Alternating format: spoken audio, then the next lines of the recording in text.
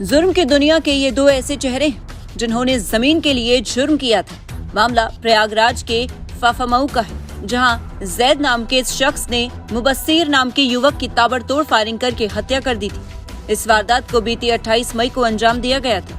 इस मामले में पुलिस ने एक आरोपी को पहले ही गिरफ्तार कर लिया था, जबकि जैद के साथ एक और शख्स को अब गिरफ्तार किया गया है। पिछले शनिवार को थाना फाफामऊ क्षेत्रांतर्गत रूदापुर गांव के निकट फायरिंग हुई थी, जिसमें खुर्शीद अहमद पक्ष और मुबस्सिर अहमद पक्ष के बीच में फायरिंग हुई थी, जिसमें मुबस्सिर अहमद की मृत्यु हो गई थी और उनके दो साथी घायल होकर उनका इलाज चल रहा है।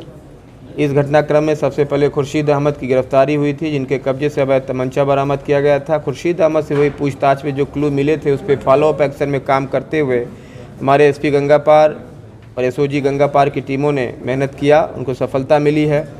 नामजद अभियुक्त जैद और उसका एक अन्य साथी गिरफ्तार किया गया है। बकौल पुलिस मामला जमीनी विवाद का है। दरअसल जैद के भाई खुर्शीद ने मृतक मुबस्सिर के पिता अतीक से 10 बिस्वा जमीन खरीदी थी। उस वक्त उस जमीन की कीमत 6 लाख के आसपास थी, लेकिन समय के साथ सर्किल रेट बढ़ा और जमीन की कीमत 60 लाख रुपया हो गई।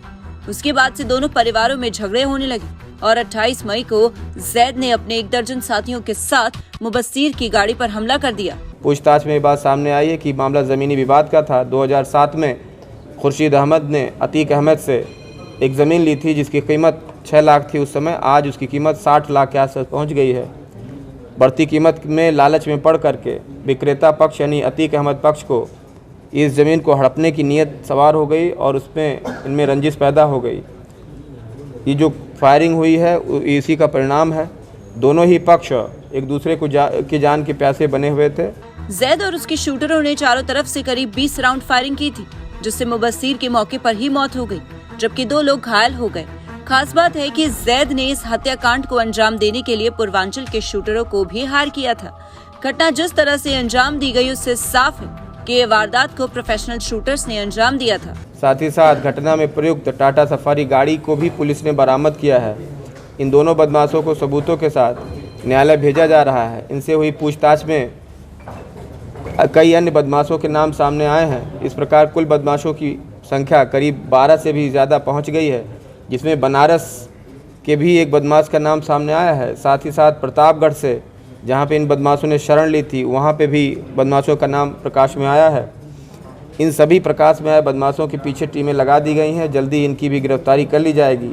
पुलिस ने गिरफ्तार आरोपियों के पास से 3 हथियार और वारदात में इस्तेमाल टाटा सफारी गाड़ी बरामद की है।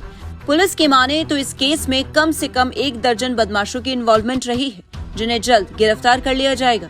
Bureau report, Navdeep today. खबरों की डोज नवदीप टुडे पर हर रोज